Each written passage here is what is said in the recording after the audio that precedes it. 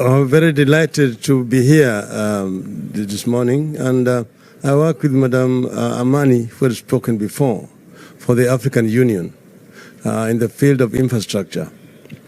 We all now agree that the aid era impoverished Africa, and that what Africa needs today is trade and investment. This is what has been accepted.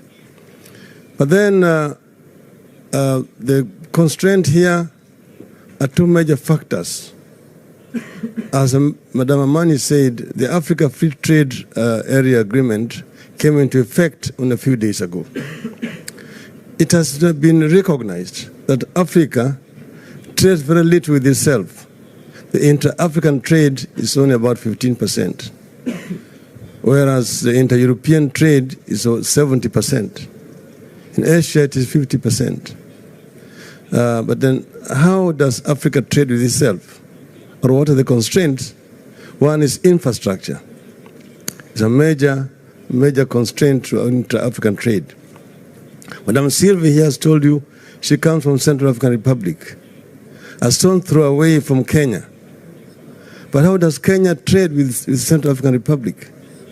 You have to get a ship that will want to go around the Cape, up the West African coast, up to Douala in Cameroon, and then by road to Bangui in Central African Republic. The French are earlier there than you. So we're talking now of trying to connect Africa. And the African Union has come up with infrastructure projects. The inter-African highways, 6 major ones, Cape to Cairo, to Tripoli to the Cape, Dakar, N'Djamena to Djibouti, and then Dakar, Lagos, Mombasa in East Africa.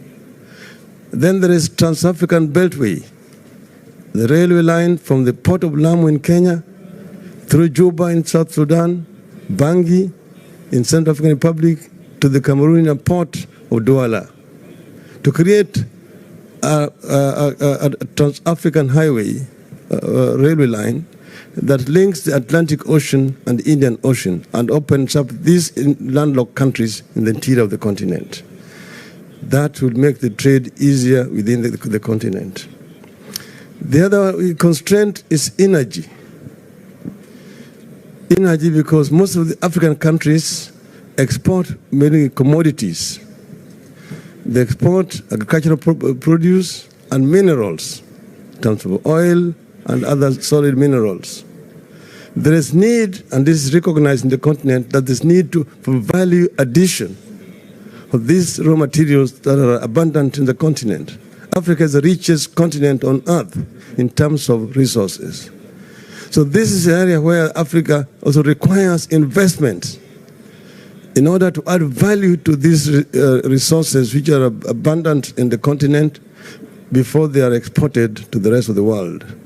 And here is where we need Russian investments.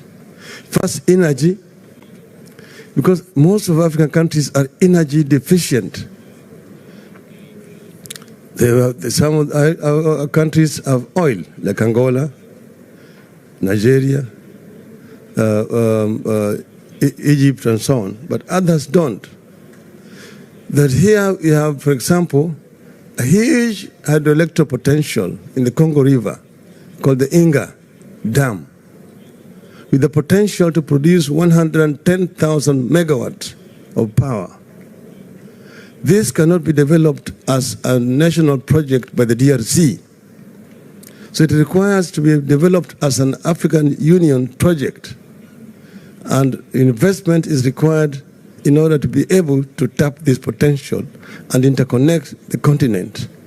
We have the Southern African Power Pool, the Eastern African Power Pool, the Northern African Power Pool, the Central and the Western African Power Pool, which could all be connected. This is also another area where there could be opportunity for cooperation between Africa and Russia.